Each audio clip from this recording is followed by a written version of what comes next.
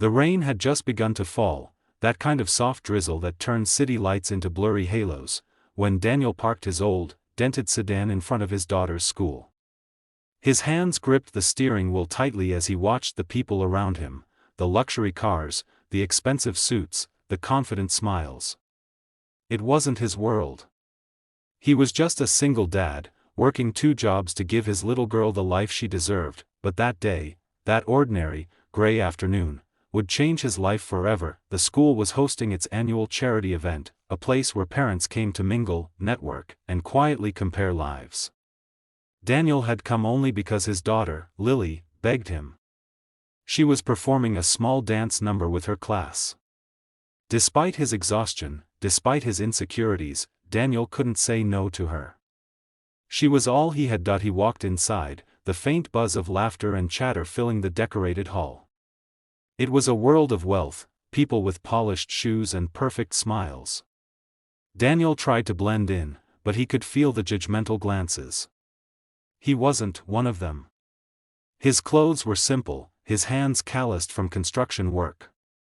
Still, he stood in the back, waiting for the show to start, his heart swelling every time he thought of Lily's smile. Then something unusual caught his eye. A little girl stood alone near the corner of the hall, beautifully dressed, with long dark hair tied in neat braids and a quiet look in her eyes. No one seemed to notice her. Waiters passed by, people chatted, but she stood in silence, clutching a small notepad to her chest. Daniel watched her for a moment and felt something tug inside him. She looked lost. He turned to a nearby teacher and asked softly, "Who's that little girl?" The teacher hesitated. "Oh, that's Emma. She's the CEO's daughter. She's deaf, poor thing. People don't really know how to talk to her, so she mostly stays by herself."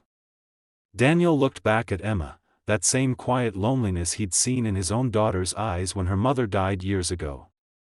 He didn't think twice. He walked over slowly, his boots echoing lightly on the floor. Emma noticed him, her eyes widening slightly, and she backed up a little, cautious, uncertain. Then Daniel smiled, and raised his hands. He signed, "Hello." For a split second, her face froze in surprise. And then it happened, a spark. The corners of her mouth lifted, her eyes lit up, and her whole face bloomed into a smile so pure that it silenced everything else in the room. She quickly signed back, "You know sign language?" Daniel nodded, his smile widening. "A little," he signed back. "My daughter's best friend is deaf." Emma giggled silently, covering her mouth, her eyes glowing with joy. For the first time that day, someone had seen her, really seen her. From across the hall, a few parents turned to watch. Whispers started. The CEO himself, a tall, serious-looking man named Richard Hayes, noticed the sudden movement near his daughter. He frowned, walking over, not recognizing the man talking to her in sign. "Emma," he said aloud, his voice low and uneasy. "Sweetheart, are you okay?" Emma turned, signing excitedly, "He can talk with me, Daddy." Richard froze, watching his daughter's hands move quickly, her face brighter than he'd ever seen. He looked at Daniel, confused, emotional, and then, grateful. "Thank you," he said quietly. "Most people just don't bother trying." Daniel smiled humbly. "Sometimes, you don't need to talk to be heard." The event continued, but something had changed. Emma stayed beside Daniel and Lily, laughing silently, showing them her drawings. The CEO, a man known for his cold professionalism, watched in awe. His daughter, who had spent most of her life behind invisible walls, was suddenly radiant. Later that evening, after the performances, Richard approached Daniel again. "You're Lily's dad, right?" "Yes, sir," Daniel said, feeling awkward. Richard nodded thoughtfully. "You have a good heart. I could use someone like you in my company, not just for your skills, but your humanity." Daniel blinked, not sure he heard that right. "Come see me Monday," Richard said with a faint smile. "Let's talk." That moment marked a turning point. Not just for Daniel, who finally found the stability he'd fought so long for, but for Emma too. Because after that day, the CEO started learning sign language. The entire company even began offering free sign lessons for staff.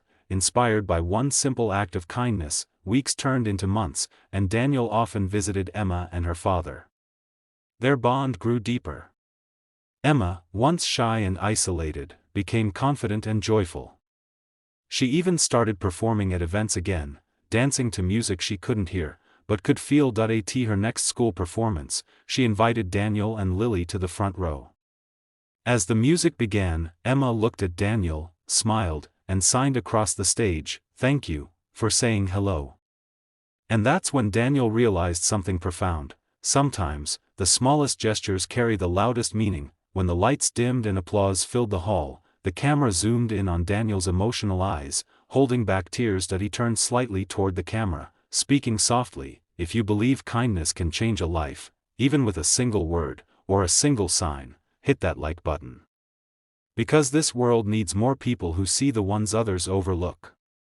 Subscribe for more stories that remind us what it means to be human.